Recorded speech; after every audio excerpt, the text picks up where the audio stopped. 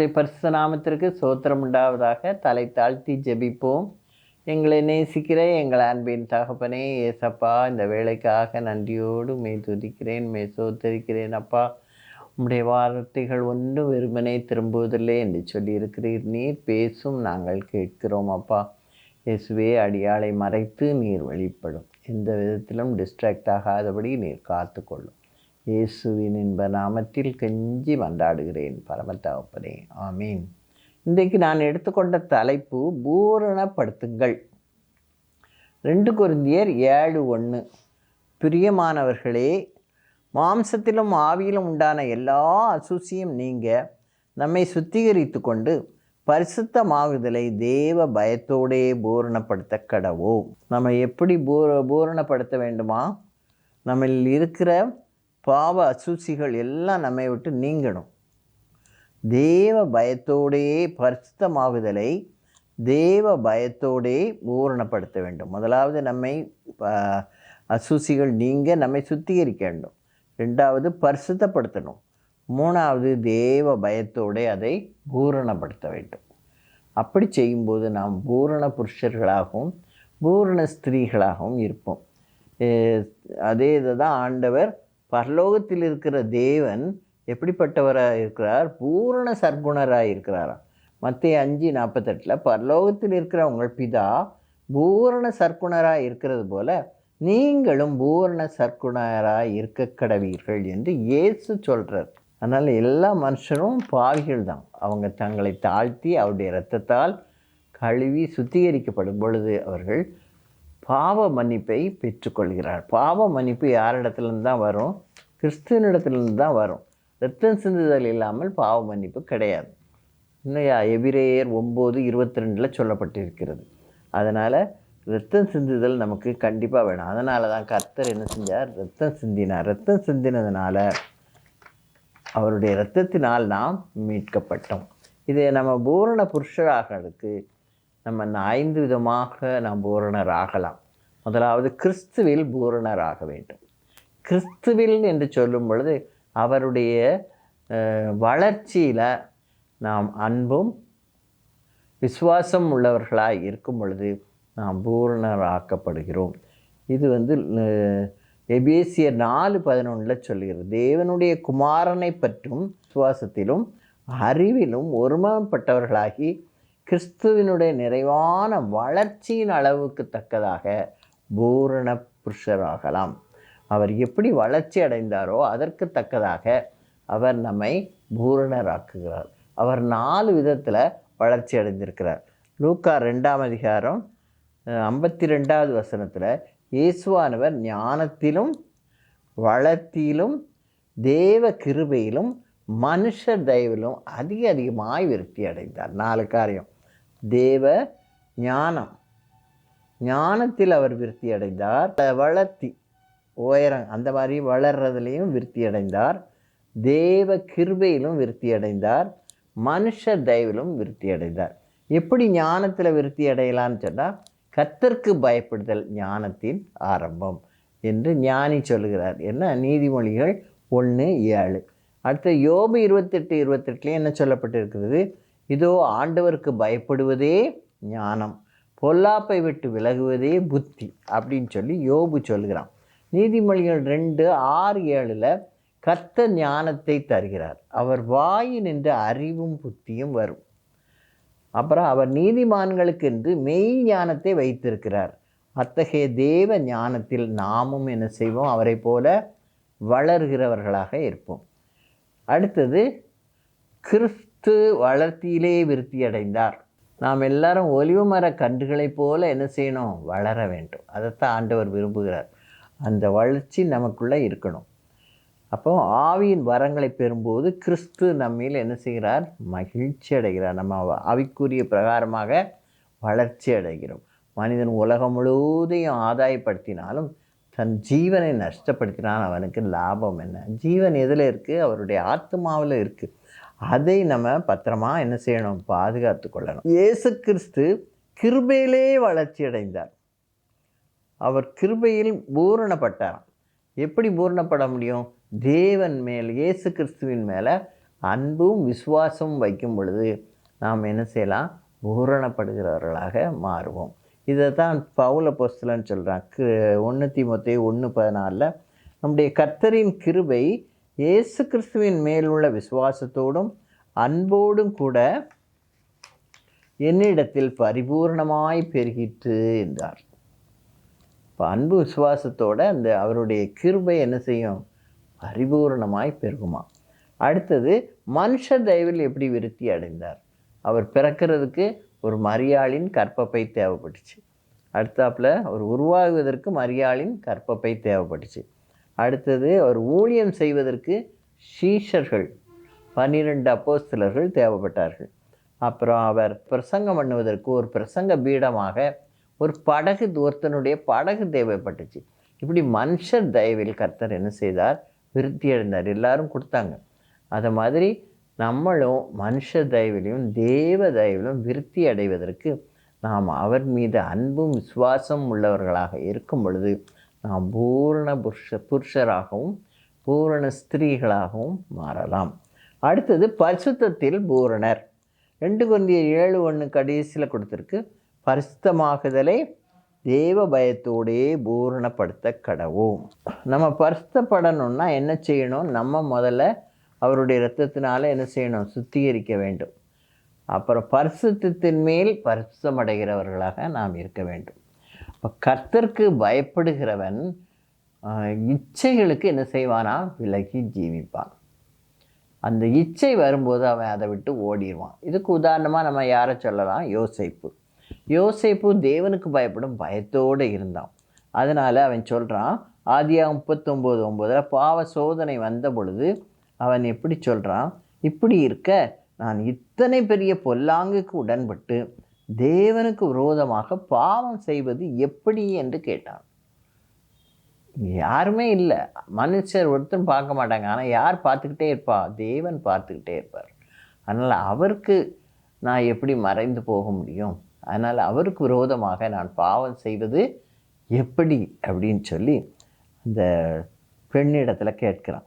இது தேவன் காண்கிறார், அவருக்கு முன்பாக இது பாவமாக இருக்கும் என்று தன் வஸ்திரத்தை விட்டு அவன் என்ன செஞ்சிட்டான்? ஓடிட்டான். அதே மாதிரி தானியேலை பார்க்குறோம். தானியேல் பாபிலோனுக்கு சிறையாக அடிமையாக வந்தாலும் அந்த சிறை கைதிகளுக்கு அந்த ராஜா என்ன செஞ்சார்? நல்ல சாப்பாடு கொடுத்து அவங்கள நல்லா தேர்த்தி அவங்க எப்படி இருக்காங்கன்னு பார்த்து அவங்கள தன்னுடைய அரசபையில் வைத்து கொள்ளலாம் என்று அவன் நினைத்திருக்கான். அதனால் ஒரு மாதத்துக்கு அவங்களுக்கு நல்ல ராஜ சாப்பாடு கொடுக்கணும்னு சொல்லி ராஜா அப்போ தானியேலும் அனனியா, அசரியா, மிஷாவெல்லாம் இவங்க என்ன செய்கிறாங்க? ஒரு தீர்மானம் எடுக்கிறாங்க. என்ன தீர்மானம்னா, ராஜாவின் போஜனத்தினால் நான் தீட்டுப்பட மாட்டேன், அதை சாப்பிட மாட்டேன் அப்படின்னு சொல்லி அவங்க என்ன செய்கிறாங்க? ஒரு தீர்மானம் எடுக்கிறாங்க. ஆனால் அதெல்லாம் அந்த காலத்தில் அடிமைகளால் ஒன்றுமே செய்ய முடியாது. ஆனால் இவன் அந்த அதிகாரிகிட்ட சொல்கிறான். உடனே அதிகாரி, கொஞ்ச நாள் டெஸ்ட் பண்ணுங்கள், எங்கள்கிட்ட ஏதாவது அவங்கள விட நாங்கள் எப்படி இருக்கோன்னு பாருங்கன்னு சொல்லும்போது இவங்க பருப்பு அதாவது வெஜிடேரியனாக இருக்காங்க. அப்படி இருக்கும்போது மற்றவர்களை காட்டிலும் இவர்கள் திறமைசாலிகளாக இருந்ததை அந்த மனுஷன் பார்க்குறான். இப்போ நம்ம ஆண்டவருக்கு முன்பாக ஒரு காரியத்தை செய்யணும்னு சொல்லி அவரை சார்ந்து நம்ம செய்யும்போது அது அவருக்கு பிரியமானதாக இருக்குது. அப்படி இருக்கும்போது அவர் என்ன செய்வார்? கண்டிப்பாக உதவி செய்வார், நம்மை கனப்படுத்துவார். அதனால் இவங்களெல்லாம் என்ன செய்கிறார்? ஆண்டவர் கனப்படுத்துகிறார். ராஜா பார்க்கும்போது ராஜா என்ன சர்டிஃபிகேட் கொடுக்குறார்? தானியேல் 1 கடைசி வசனம், எல்லா மனுஷரை பார்க்கிலும் இவர்களுக்கு எப்படி இருக்கான்? கடைசி வசனம், ஞானத்துக்கும் புத்திக்கும் அடுத்த எந்த விஷயத்தில் ராஜா அவர்களை கேட்டு 20வது வசனம் கேட்டு விசாரித்தானோ அதிலே தன் ராஜ்யம் எங்குமுள்ள சகல சாஸ்திரிகளிலும் ஜோசியரிலும் அவர்களை 10 மடங்கு சமர்த்தர்களாக கண்டான். ஞானத்துக்கும் புத்திக்கும் அடுத்த எந்த விஷயத்தில் ராஜா அவர்களை கேட்டு விசாரித்தானோ, என்ன கேள்வி கேட்டாலும் அவங்க எப்படி இருக்கிறாங்க? டான் ஆன்சர் பண்ணுறாங்க. அவங்க நாட்டில் உள்ள சாஸ்திரிகள், சோசியர்கள் அவர்களையெல்லாம் காட்டிலும் இவர்கள் 10 மடங்கு சமர்த்தராக கண்டான். அப்போ அந்த அளவுக்கு கர்த்தர் அவர்களை என்ன செய்கிறார்? உயர்த்தி இருக்கிறார். அதனால் கர்த்தர் நிச்சயமாகவே எல்லாவற்றிலும் நமக்கு உதவி செய்து நம்மை சமர்த்தர்களாக என்ன செய்கிறார்? மாற்றுகிறார். இப்போ நம்ம பரிசுத்தமாக ஜீவிக்கும் பொழுது பரிசுத்தமாகுதலை கர்த்தர் என்ன செய்கிறார்? பூரணப்படுத்துகிற தேவனாக இருக்கிறார்.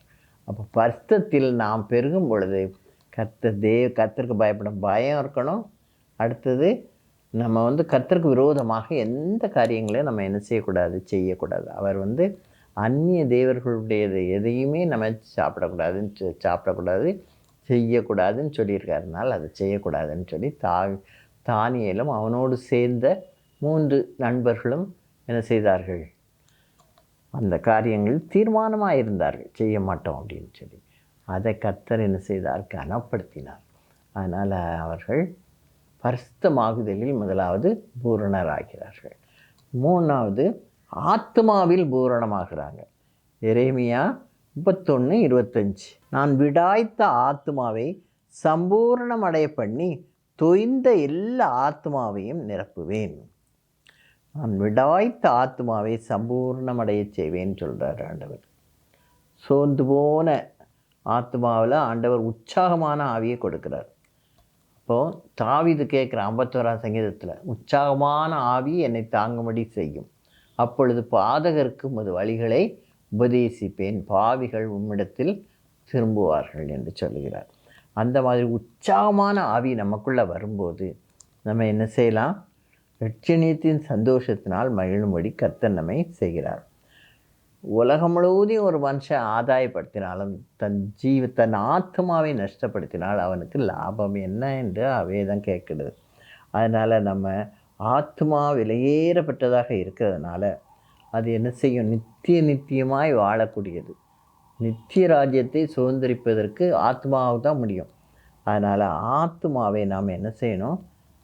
காத்து கொள்ளுகிறவர்களாக இருக்க வேண்டும். ஆத்மாவை செத்து போக விடவே கூடாது. பாவத்திற்கு செத்து ஆத்மாவை மீட்பதற்காக தான் கர்த்தர் உலகத்திற்கு மனிதனாக வந்தார்.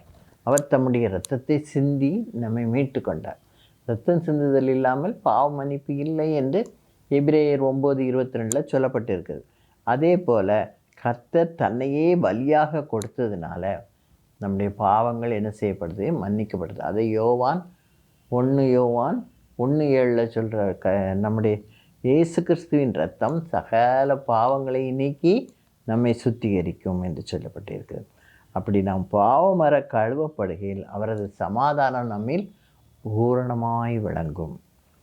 அப்படி அவர் சமாதானம் நமக்குள்ளே வரும் பொழுது நாம் ரட்சிப்பை பெற்றுக்கொள்கிறோம். அந்த ரட்சிப்பு நமக்குள்ளே வரும் பொழுது நாம் பரிசுத்தமாக்குதலையும் சமாதானத்தையும் பெற்றுக்கொண்டு நாம் எல்லா நோய்களினின்று விடுதலை, சாபத்தினின்று விடுதலை எல்லாவற்றையும் பெற்று நாம் ஆத்மாவில் பூரணமடைகிறவர்களாக இருக்கிறோம். அடுத்தது ஆவியில் சம்பூரணம். ஆண்டவர் சொல்கிறார், உங்களுக்கு நவமான இருதயத்தை கொடுத்து, எசேக்கியேல் 36:26 உங்களுக்கு நவமான இருதயத்தை கொடுத்து உங்கள் உள்ளத்திலே புதிதான ஆவியை கட்டளையிட்டு கல்லான இருதயத்தை உங்கள் மாம்சத்திலிருந்து எடுத்து போட்டு சதையான இருதயத்தை உங்களுக்கு கொடுப்பேன். நவமான இருதயத்தை மேலே கொடுக்கிறார். அதுக்கப்புறம் உள்ளத்திலே புதிதான ஆவியை கட்டளையிடுகிறார். நம்முடைய கல்லான இருதயத்தை நம்ம உடம்புலேருந்து எடுத்து போட்டு சதையான இருதயத்தை நமக்கு தருவாராம். எப்போ தருவார்? நம்ம ஆண்டவரிடத்துல நம்முடைய பாவங்களை அறிக்கையிட்டு நம்முடைய மீட்பை பெற்றுக்கொள்ளும் பொழுது ஆண்டவர் நம்முடைய இருதயத்தை புதிதாக மாற்றுகிறார். புதிய மனுஷனாவாய் அப்படின்னு சவுலை பார்த்து சாமுவேல் சொன்னது போல் நம்ம புதிய மனுஷியாக மாறணும்னா நம்ம என்ன செய்யணும்? நம்முடைய இருதயம் சுத்திகரிக்கப்பட வேண்டும். இருதயத்தில் உள்ள பாவ அழுக்குகள் எல்லாம் நம்மை விட்டு நீங்கப்பட வேண்டும். அப்போ புதிதான ஆவியை கர்த்தர் நமக்கு கட்டளையிட வேண்டும். நம்முடைய கல்லான இருதயம் மாறி சதையான இருதயமாக அது என்ன செய்யணும்? மாற வேண்டும். அப்புறம் நம்ம புதிதான ஆவியை கர்த்தர் நமக்கு கொடுக்கிறதுனால நம்முடைய இருதயம் என்ன செய்யப்படுகிறது? மாற்றப்படுகிறது. அதனால் புதிய ஆவியில் நாம் சம்பூரணமாக மாறுகிறோம். புதிய ஆவி நமக்குள்ளே வரும்போது இருதயம் சுத்தமாக இருந்தால் அந்த ஆவி நமக்குள்ளே நிலைத்திருக்கும். புதிய ஆவிகளை பெறும்போது புதிய கிருபைகளை நாம் பெறுகிறவர்களாக இருப்போம்.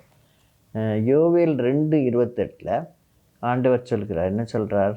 நான் மாம்சமான யாவர் மேலும் என் ஆவியை ஊற்றுவேன். அவர்கள் எப்படி இருப்பார்களாம்?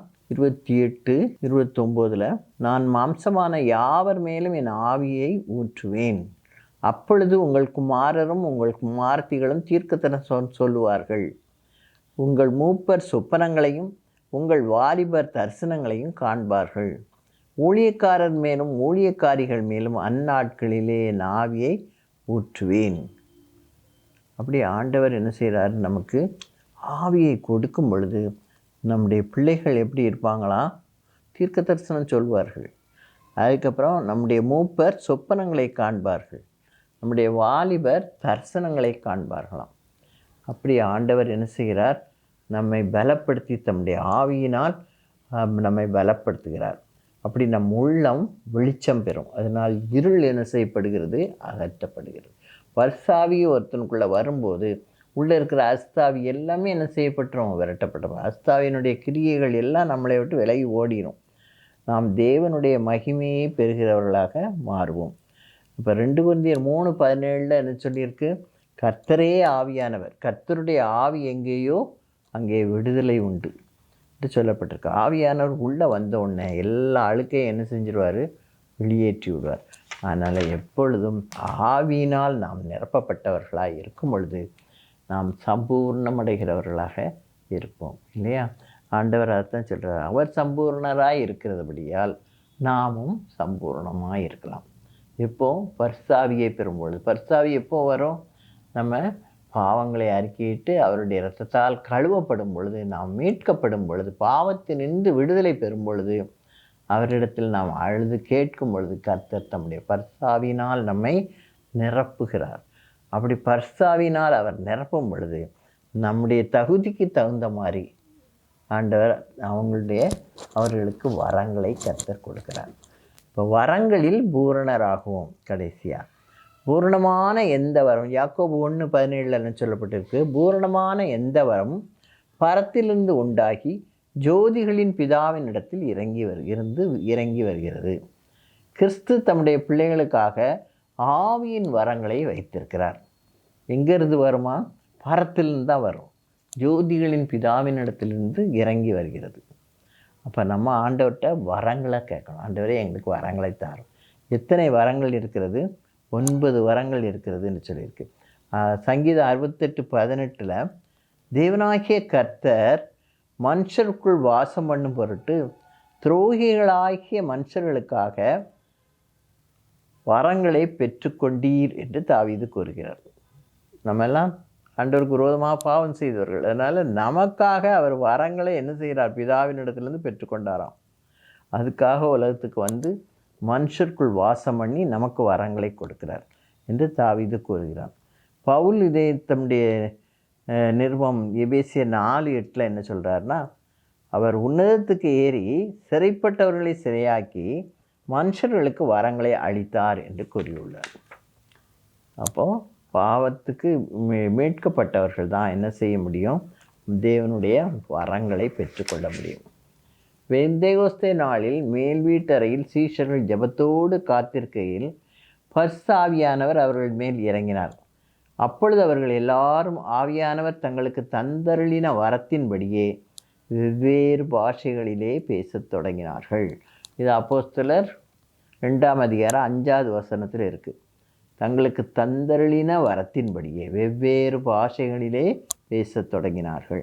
இப்போ இதை பவுல் அப்போஸ்தலன் சொல்லும்போது தேவன் நமக்கு 9 விதமான ஆவியின் வரங்களை நமக்கு கொடுத்திருக்கிறார்.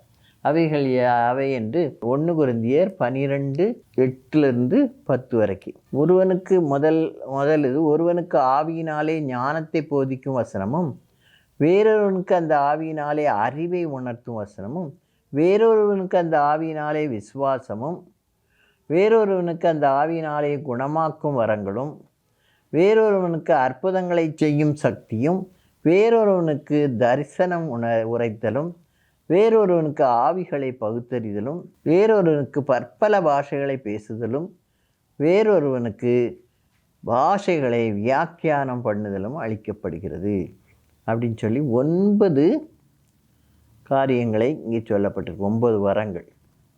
முதல்ல ஒருவனுக்கு ஆவியினாலே ஞானத்தை போதிக்கும் வரம். 2வது அறிவை உணர்த்தும் வரம். 3வது இந்த ஆவியினாலே குணமாக்கும் வரம். இல்லை 3வது விசுவாசம்.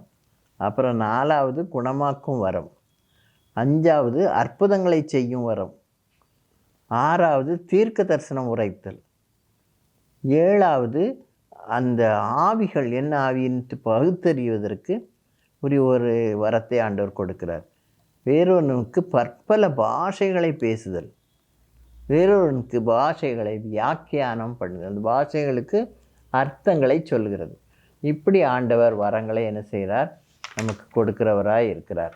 அடுத்தாப்பில் அதற்கு தகுந்த மாதிரி நமக்கு ஆவியின் கனிகள் 9 கனிகளை நமக்கு கொடுக்கிறார். இது கலாத்தியர் 5ஆம் அதிகாரத்தில் 22வது வசனத்தில் இருக்குது. கலாத்தியர் 5:22. இது எல்லாருக்கும் நமக்கு தெரிஞ்ச வசனங்கள் தான். என்னது?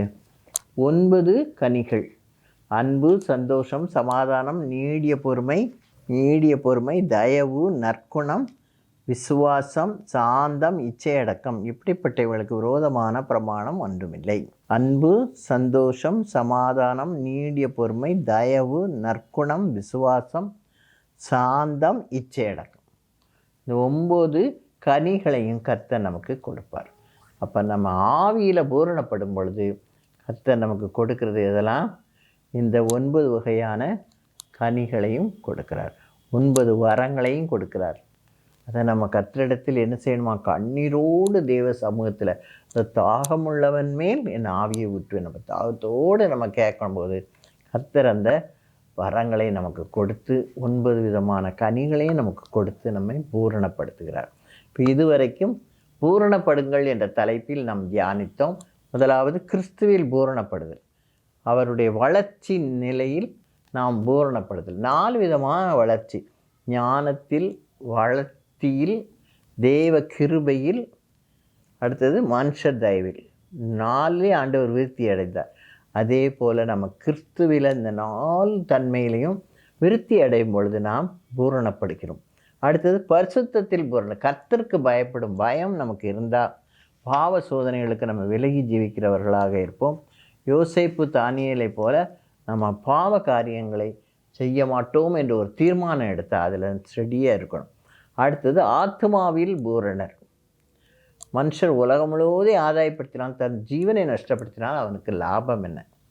அதனால் ஆத்மாவை நஷ்டமடைய விடாமல் அதை பூரணமாக காத்து கொள்ள வேண்டும்.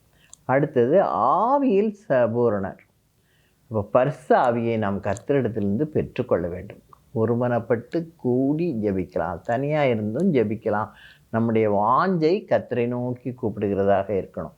நமக்கு கிறிஸ்துவின் மீது அன்பும் விசுவாசமும் இருக்கும் பொழுது ஆண்டவர் அந்த ஆவியின் மழையை நமக்கு கொடுக்கிறார். அப்படி நம்ம பெறும்போது நம்முடைய தகுதிக்கு தகுந்த மாதிரி அவரவரது வரத்தின்படி அவர் நமக்கு அந்த கிருபையை கொடுக்கிறார். வரங்களில் பூரணர். நமது ஆவி, ஆத்மா, சரீரம் பரிசு அடையும் போது கர்த்தர் நமக்கு 9 வரங்களையும், அந்த வரங்களின் நிமித்தம் நமக்கு 9 அன்பின் கனிகள் 9ஐயும் நமக்கு கொடுக்கிறவர். ஆவியின் கனிகள் 9ஐயும் நமக்கு கொடுக்கிறார். அதனால் நம்ம என்ன செய்யலாம்? பூரணப்படுத்தலாம். இப்போ 5 விதமான பூரணம். கிறிஸ்துவில் பூரணர், பரிசுத்தத்தில் பூரணர், ஆத்மாவில் பூரணர், ஆவியில் பூரணர், வரங்களில் பூரணர். அதனால் நம்ம பரிசுத்தமாய் வாழலாம். இப்போ கர்த்தர் இந்த 5 காரியங்களையும் நமக்கு தந்து நம்ம என்ன செய்வாரா? ஆசீர்வதிப்பாராக. தலை தாழ்த்தி ஜெபிப்போம். எங்களை நேசிக்கிற எங்கள் அன்பின் தகப்பனே, இந்த வேலைக்காக நாங்கள் நன்றியோடு உம்மை துதிக்கிறோம் அப்பா, உம்மை சோத்தரிக்கிறோம். கர்த்தாவே, பூரணப்படுத்துங்கள் என்று சொல்லியிருக்கிறீரப்பா. எப்படியெல்லாம் எங்களை பூரணப்படுத்த முடியும்? நீர் பூரணராய் இருக்கிறது போல, நீர் சற்குணராய் இருக்கிறது போல, நீர் கர்த்தருக்கு பிதாவானவர் சொல்லுகிறபடி நடக்கிற தேவனாய் இருக்கிறபடியால் அந்த கிருபைகளை எல்லாம் நீர் எங்களுக்கு கொடுக்கிறீரப்பா. ஆண்டவரே, நாங்கள் பூரணப்படுவதற்கு கிறிஸ்துவில் முதலில் பூரணப்பட வேண்டும். அதற்கு பின்பு நாங்கள் பரிசுத்தத்தில் பூரணப்பட வேண்டும். அதற்கப்புறம் ஆத்மாவில் பூரணப்பட வேண்டும், அதுக்கப்புறம் ஆவியில் பூரணப்பட வேண்டும். இப்படிலாம் பூரணப்படும் பொழுது நீர் எங்களை உமது வரங்களினால் பூரணப்படுத்துகிறது. வரங்கள் வந்த பொழுது நாங்கள் உம்மை நோக்கி கேட்கும் பொழுது எங்களுக்கு அந்த 9 கனிகளையும் நீர் எங்களுக்கு கொடுத்து எங்களை முழுவதுமான ஒரு பூரண புருஷராக, பூரண ஸ்திரீகளாக எங்களை மாற்றுகிறீரப்பா. அதற்காக நாங்கள் நன்றியோடு உம்மை துதிக்கிறோம், உம்மை சோத்தரிக்கிறோம் அப்பா. கர்த்தர் நல்லவர் என்பதை ருசித்து பார்க்க எங்களுக்கு நிறைய தருணங்களை நீர் கொடுக்கிறீர். அதற்காக மக்கள் நன்றியப்பா. இந்த கிராஸ் டிவிக்காக நாங்கள் நன்றி செலுத்துகிறோம். ஆண்டவரே, இதை நீர் ஆசீர்வதித்து வழி நடத்துகிறபடியால் நன்றியோடு உம்மை துதிக்கிறேன், உம்மை சோத்தரிக்கிறேன் அப்பா. இயேசுவே, இந்த செய்தியை கேட்க நீர் கிருபை தந்ததற்காக நன்றியப்பா. இதை கேட்டுக்கொண்டிருக்கிற எல்லாரையும் நீர் உயிர்ப்பிக்க வேண்டும் என்று கெஞ்சி நிற்கிறேன். நாம் எல்லாரும் கிறிஸ்துவில் பூரணப்பட வேண்டும், பரிசுத்தமாகுதலில் பூரணப்பட வேண்டும், ஆவியில் நாம் பூரணப்படணும், ஆத்மாவில் பூரணப்படணும், ஆவியினுடைய வரங்களில் நாம் பூரணப்படுகிறவர்களாக இருக்க வேண்டும் என்ற வாஞ்சையும் விசுவாசத்தையும் ஒவ்வொருவருக்கும் நீர் கொடுத்து உமது பேரில் உள்ள அன்பில் அவர்கள் பூரணப்படும் பொழுது நீர் பெரிய காரியங்களை எங்களுடைய வாழ்க்கையிலே செய்து எங்களை உயர்த்துகிற தேவனாய் இருக்கிறீரப்பா. யோசேப்புக்கு எப்படி உதவி செய்து அவனை உயர்த்தினீரப்பா, அதுபோல தானியேலுக்கும் நீர் உதவி செய்து அவனை உயர்த்தினீரப்பா. அப்படிப்பட்ட கிருபைகளை எங்களுக்கும் தாரும். நாங்கள் இந்த 5 காரியங்களில் பூரணப்படும் பொழுது முழுவதுமாய் உம்முடைய கிருபைக்குள்ளாக, உம்முடைய ஆவியினால் நிரப்பப்பட்டவர்களாக, உம்முடைய வரத்தினால் நிரப்பப்பட்டவர்களாக பூரணப்பட எங்களை கிருபை செய்யும். இயேசுவின் இன்ப நாமத்தில் கெஞ்சி மன்றாடுகிறேன் பரம தகப்பனே, ஆமென். இதுவரைக்கும் பூரணப்படுங்கள் என்று நாம் தியானித்தோம். தேவன் தாமே இந்த வார்த்தைகள் ஒவ்வொன்றையும் நமக்கு ஆசீர்வதித்து கொடுப்பாராக. God bless you all.